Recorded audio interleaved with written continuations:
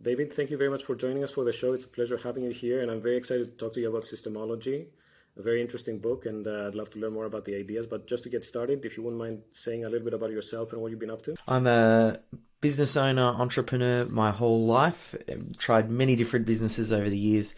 Probably the one that I'm most well known for is a digital agency here in Australia. And I was in that business for about 10 years. And then the last 3 years, we found out we were pregnant. And I decided I didn't want to be that dad who was always too busy. So I started to take some steps to remove myself from the day-to-day operations. And that's really what sparked this fire and passion for business systems and removing the business owner from the day-to-day operations. Because I feel like it's something that's often talked about, and a lot of business owners agree that business systems are important, but then a lot of business owners don't get excited by it, or they don't see themselves as a systems person, and they never get around to systemizing the business and they remain trapped. And that was, I suppose, big motivation for me, because I just felt like there's no work that really addressed the how-to of business systemization. I'm very excited about systems. It's the only way to actually build a business versus being, a job. So, what is Systemology? Let's break it down. Yeah, so systemology, it's a 7-step process to systemize a business. So I say it's the system for systemizing a business. And I know there are a lot of books like Traction and the E-Myth and Built to Sell and Work the System. A lot of these books help to build the case for business systemization. But then when it comes to the how-to, where do I get started? What does step 1 look like? What does step 2 look like? That's what systemology is. It distills down into action steps that a business owner and their leadership team can follow. And it also addresses quite a few of the myths and misconceptions that business owners have around business systems, because sometimes there's resistance to implementing and creating business systems because of just ideas that the business owner has in their head around what they think business systems are. So it's a big part of just reshaping that thinking and the way they look at systems, and then giving them a very practical how-to guide on how to reach that minimum state, that the minimum set of business systems that really help to drive the business. And if you wouldn't mind, maybe we can just go through these 7 steps. We can Yeah. go fast if you want, but I'd love to go through each one of them. What is step 1? So step 1 is define, and it's all about what are the first 10 to 15 systems that you should identify that really helps to deliver the core product or service. So what we do is we think about the linear journey that the client goes through and the business goes through to deliver that product or service. And we map that out from everything from grabbing the attention of the prospect through to selling them, onboarding them, delivering the product or service, and then getting them to come back. And that step 1 is just a way to really narrow the focus into what's most important in the business. Step number 2 is assign. And the whole idea here is the knowledge often resides in the heads of other team members. It's not always the business owner. And the business owner sometimes feels like they need to be the one that creates the systems. So we start off thinking about, well, who does know how to do that particular step in the process? And then that's part of empowering the team member to get it out of their head. So that's step number 2, figuring out where the knowledge resides. Step number 3 is the extract.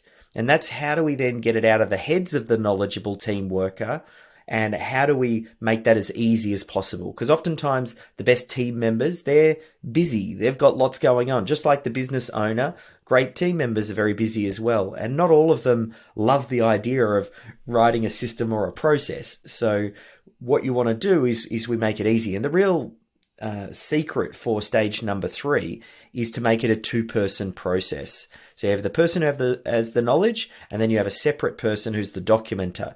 And the person who has the knowledge does the task, and then the second person watches the video recording of that, or maybe they're there at the time at which they're doing it, and then they bring out the key steps. There's a couple of other little things in there, like you want to have a system for creating systems. So you want to have a framework for how that extraction is done. But that's all about step number 3, extraction. Step number 4 is then about organizing. It's where does this knowledge then reside? So a lot of people, if they've done some systems and processes, they're usually everywhere. They're in Dropbox and Google Drive and on desktops and in emails, and they're just basically splintered across everywhere, which really means it's nowhere. For the team to really grasp this, it needs to have a central location. And you also need to think about how that then pairs with your project management platform as well. So it's not just enough to have a how-to document. You then have to pair that document with when the task is assigned. So that way you have very clear accountability. Who is doing what by when, and what is the outlined standard outlined by the system. Now, step number 4, that was organize. Then we move to step number 5, which is integrate. This is all then about how do we get the buy-in from the team, and how do we overcome resistance and challenges? Because sometimes some team members will go, I've always done something this way. Why do I need to change? Or they don't want to shine a light on the work that they're doing because they've created a little black box around them, which helps to give them job security. There's a lot of reasons that team members may not buy in, and we need them to understand the benefits of business systemization for them, not just for the business. So that's around the integrate stage. Then we're moving to the final 2 stages. Stage number 6 is all about scale, where we identify the systems outside of that first step. So first step that we talked about, define, was the minimum sort of 10 to 15 systems. But when we get to the scale step, it's about what are the minimum systems in the other departments?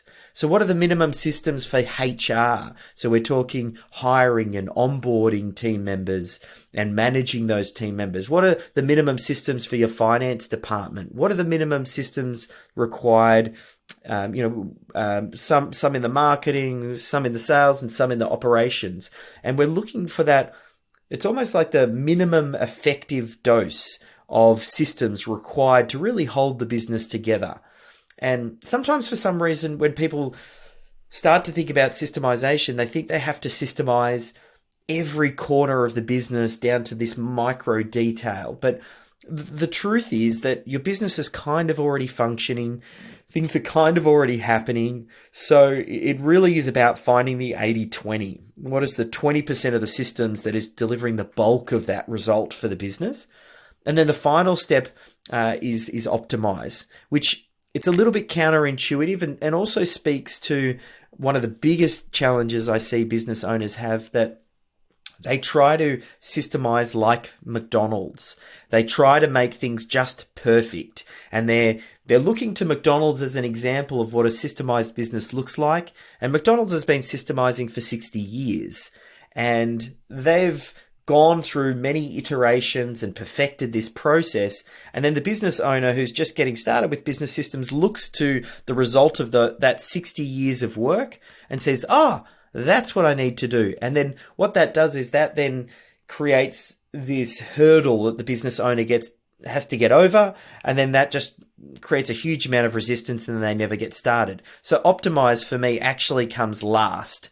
And I just teach people, capture what you're currently doing, capture the best practice, like find the team member who does that thing. Maybe it's answering the phone. Maybe it's issuing out an invoice. Maybe it's preparing a proposal. Whoever does that to the best standard currently, let's capture that as the process and let's bring everybody up to that standard, because you'll get a tremendous win just by doing that, rather than trying to get it just right and perfect and optimized.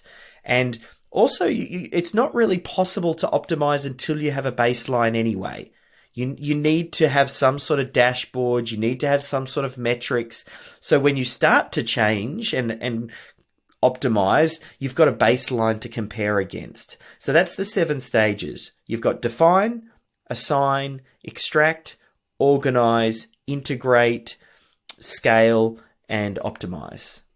And from the businesses that you've seen who have tried to implement this approach, what kind of results are they getting? What does it look like? The results are quite varied. Like anything, it'll come down to how all in the person goes. But I've had clients that have gone working 80-hour work weeks who have said that they've not taken a holiday in the past 5 years to them finally taking their first holiday. And I remember this guy, Gary, in particular, who comes to mind.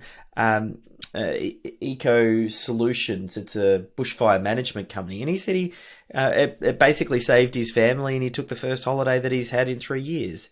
Then I've had other ones, like there's one, Diggity Doggity Daycare, which was a company that was like a doggy daycare center. People would come in and leave their dogs for the day while they go off to work, and they would pamper the dogs and look after them during the day. And Jeanette built her almost like a franchise prototype, and she systemized it and got it to a level where she'd worked in the business for about 10 years, and then she was thinking about exiting, and she started working through SYSTEMology to capture all of her processes, and then basically ended up selling the business. She got acquired for a very high multiple, and she was bought by a multinational, and they said the reason we purchased the business was 2 reasons. 1, financial performance, and 2, you had all of the systems and processes documented, and we could see this could be rolled out. They're kind of like 2 different types of outcomes, but I mean, there's plenty of others. People talking about improvements in, bottom line by a couple of 100% over the 12-month period. So the thing with business systems is the results are actually quite wide reaching. And also sometimes it's hard to quantify, because oftentimes when you systemize a business, what it does is it gives the business owner time back. And then where they reinvest that time, they might reinvest it into the next big opportunity, or they might now take the business in a new direction, or whatever they decide to invest their time in. But that's also quite hard to quantify. Plus, the final thing I'll mention about thinking about results is you'll find systems, they compound on each other. So the first system or 2 you get into place, oftentimes it won't have a significant impact. But it's once you start to layer the effects, and once you change the culture in the business, that's really what creates the permanent change. And have you seen it work predominantly for certain types of businesses, product or consumer or service businesses, or specific sizes? Definitely with sizes. The sizes generally seem to be anywhere from about 5 to, I say 40, but it's usually a bit smaller than that. It's probably about 5 staff up to probably about 25.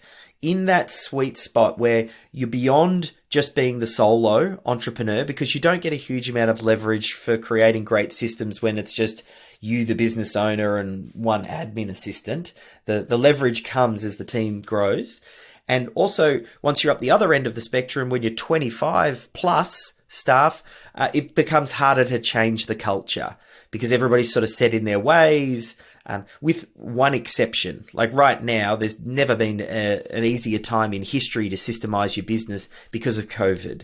And we're finding that everybody and all team members are so accepting of change, because there's change at home, there's change in their community, there's change in their work life. All of this change means when the business owner says, hey, we're taking a systemized approach, it's very well accepted at the moment. But yes, size-wise, I would say between 5 and sort of 25 is the sweet spot. The business owner is still very much the bottleneck. And as far as industry, I mean, I definitely think step 1 in systemology, which is the critical client flow, is oftentimes really easy and obvious for a service-based business. So that jumps out, but really it applies to every business. We used to own a rock and roll clothing music store. So it's a retail store, and we were selling things like AC/DC and Metallica t-shirts and things like that. And that had a critical client flow as well. People would walk into the store, they would look at our t-shirt wall, we'd get them into the change room, we'd try and upsell them with some clothes, they'd come up to the front counter, we'd introduce them to the stickers, patches and buttons, we'd make the sale, we'd then get their name and email to get them on a database. So that linear flow is still there. Sometimes it's just a bit different in a product-based business, because you might not be issuing out an invoice, or the sales process might be a little bit different. But the systemology, it's a system that really is robust enough that it can layer on top of any business, because it's just about capturing best practice and that exists in all organizations. How important is outside help in order to be able to see perhaps what you don't see as an owner? There are some different exercises. Step number one in the systemology process, the define, where we do the critical client flow, when we map that out, I tell people to do what they're currently doing, or map what they're currently doing, not what they would like to be doing. So certain tools can provide really good insight just by going through the activity. And it'll be obvious then when you'll go, the reason I don't have enough leads is because I don't have any lead generation systems. Or you might go, the reason I keep having problem customers who keep following me up every single day to find out where the product is, well, maybe I don't have a system for the way that I'm onboarding clients and setting client expectations. So from that perspective, you don't always need the outside input, but definitely people who do this, and we certify people in systemology, where they work with business owners to extract the systems and processes and help them to identify and prioritize and make it easy. What we're finding is the more that a systemologist works in multiple different businesses, the more they start to learn the patterns. And you'll actually find there is so much similarity from one business to the next. You could be in a completely different business and you compare that to someone in another industry and you'll go, oh, wow, they still need to generate leads. They still need to convert those leads into clients. They still need to onboard. The biggest difference, generally speaking, is just in the operations, which is the delivery of the product or service. So yeah, a systemologist definitely gets a different perspective and visibility by doing it. But I mean, the systemology book is useful and complete. So I think just following that, as long as I always suggest you nominate a systems champion in the team, which generally speaking isn't the business owner, someone who really continues to drive this forward, because it's, we're having permanent change here. This is not like a 3-month, little exercise and at the end of 3 months, woohoo, we've systemized the business. Like we're changing the way the business functions. Since you mentioned it, how long does it take to go from zero to a pretty decent place where you can say I've pretty much systematized the business? Is it a 6-month, 12-month journey? Depending on how much time you sort of devote to it and if you've got someone who's the identified systems champion. But if you give this a really good go, I would say between that 6 to 9 months is probably good. Like that's probably, you can have a sizable impact. Realistically, to get through all of the different departments and think about the minimum set of systems as well, maybe this is sort of a 12 to 16 12 to sort of 15 months. It'll vary. Depends on the size of the business as well. Some businesses we work with might have loads of different product lines, and they might have, different target audiences where they've got a commercial and they've got a residential. Some people might be franchising, so they have the franchise systems and they have franchisee systems. So again, it can depend based on the business, but there's some good guidelines. And somebody who picks up the book, what is your vision? Is it for them to see there is a better way? Here's how I can do it. I can do it. It will be done. Yeah. Initially, like the reason the book is quite unique is business owners, generally speaking, are these visionary creatives. They're the leader, and they're not necessarily the systems detail-orientated people managing type people. And Gino Wickman talks about this in his book. He talks in Rocket Fuel. He talks about these visionaries, and then he talks about integrators. Michael Gerber talks about it in terms of the leader versus the manager. So it's rare that the visionary creative writes about business systems. That's what makes this book unique, in that I'm a visionary creative and I don't get excited by systems and processes. What I've fallen in love with is the result. which is I've fallen in love with. I've seen it's night and day difference. The business that runs on systems and has a systems culture versus one that doesn't. We are talking worlds apart in business, in outcomes for the business owner, for the business, for the team. So I fell in love with that result. And then I've written this book that is first written from that perspective for the business owner. So really what it does is this book speaks to the visionary creative, and it starts the fire in the business owner to say, hey, I may have tried to systemize in the past and failed, and maybe I thought that, hey, I'm not a systems person. Maybe let's give this a second look. Maybe some of the assumptions or the approach that I took was the reason I didn't end up getting the result. And it's to really get them going. Just because I might not see myself as a systems person doesn't mean I can't own a systems-driven business. So it definitely speaks to the business owner, and it'll help them reach that state. But then similarly, it helps that operations manager as well, because the leader buys in and says, I want to do this. And then they might give it to the operations person, and then it helps the operations person speak the same language. Now, the operations person, generally speaking, is already heavily sold on this idea of business systems. But oftentimes there's a gap, and it's hard to get the buy-in from the business owner, and they abandon it and they don't follow through. Whereas this book does the job of really helping them understand what's going on in the business owner's mind and what's important to them. Like, I press all of the hot buttons for the business owner so that the integrator or the operations person can really then step in and make it happen. So it's kind of written for those two audiences specifically, and you can see the outcomes for them. And the final one is because it's about building culture, it's also written for the team. You want the team, particularly in the leadership team, to understand what you're doing, understand the benefit to the business, the benefit to them, and getting them to buy in. So that's definitely written for them as well. And just one question, or a little bit of pushback, perhaps from the owner's perspective, especially for the size that you're talking about, 5 to 25 people. I'm guessing their hesitation might be the team. If you don't have the talent or the team to take on some of these aspects of what you're doing, what's the point of systematizing them? So if I can systematize, but I have nobody else to do it because I don't trust them, they don't have the skill, because I'm so small and I can't attract the talent, what do I do then? Or what would you say to that? And this is one of those common resistance points. And there's a few reasons this comes. Sometimes I see this a lot actually in digital agencies or creative businesses. Oftentimes they go, I don't want to systemize the business so much to the point where it just creates robots. And I don't want systems to remove the creativity in the business. And therefore, hey, we can't systemize this business because of that.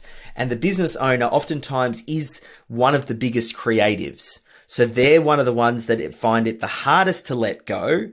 And that's one of the reasons they remain trapped in the business. So I see this quite frequently. The first suggestion, because it's about having your training wheels on and building up that level of comfort. You first systemize everything around the creative process. So you systemize all the simple stuff first. Maybe it's issuing an invoice. Maybe it's sending out the client brief and getting all of the data that you need to make sure that you do a good project. Maybe it's the final delivery. Maybe it's some of the lead gen. You basically systemize everything that you think, hey, there's no unique special magic here. It's and start there. I'd also think about if you've got a small team around you, think about who is currently already doing certain steps and who does it the best. And let's capture what they're doing and then make that the minimum standard. It's not about getting it perfect. Oftentimes, you'll never get it, as good as the business owner. That's oftentimes what the business owner thinks. Sometimes that is the case when it comes to the delivery of the product or the service. But really, the business owner issuing out invoices they're not doing anything special right there. We can take chunks of that work off. And at the very least, we start the process of this delegation and removing its responsibility, really, the piece that we want to pass on to the other team members. So we start to then delegate responsibility.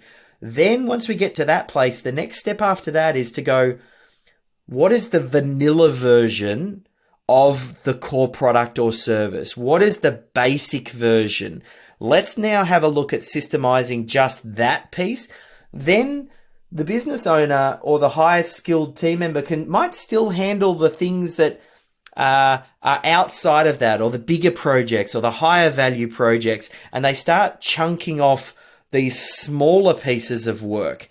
And if we can make the business profitable and work on the smaller bits and then consider those bigger bits of work as more the icing on the cake, a dynamic starts to change there. I mean, I probably need to explore it a little bit more and find out a bit about the business, the size of the team, the products and services, and I could probably give a better diagnosis. But suffice to say, it's actually very common. Like I see there's a range of issues that consistently come up, and that's one of it. The letting go for the business owner at the start is always the most challenging. But I say to a business owner, if it depends on you, your business is actually broken. So this is part of the process, and you need to keep coming back to that. If you are a business owner and not a technician, your goal is to build the business without key person dependency. First, you want to remove yourself, but then you also want to remove key person dependency of any team members. And I think I just realized that's probably a long answer to a very short question. No, that was great. It actually made a lot of sense. And we can dive into the quickfire questions, just two of them. What's your second favorite business book, assuming the first one is yours? Second favorite one, I really love Gino Wickman's work. There's a particular book, Traction, that really spoke to me. I felt like Scaling Up is a great book by Vern Harnish, but it felt like it was just a big collection of tools, whereas I felt Traction was a real logical step-by-step approach. And, you know, as a lover of systems, that one really spoke to me. And what do you wish you knew when you were 20? Biggest thing I wish I knew was that a business is broken if it depends on the business owner. I think, and it depends. I mean, everybody's in different places. Someone wants to build a job, and that's okay. But if you want to build a business, then the sooner that you can get out of the delivery of the product or the service, the better. In fact, sometimes I even recommend people start a business where you can't deliver the product or service. So from day one, you have to build it as a business, not as a little side hobby or hustle where you're doing the work and exchanging the time for money. So that's probably the biggest advice would be, if your business depends on you, it's broken. Great. Thank you very much for sharing and for being part of the show. I appreciate it. Pleasure. Thanks for having us.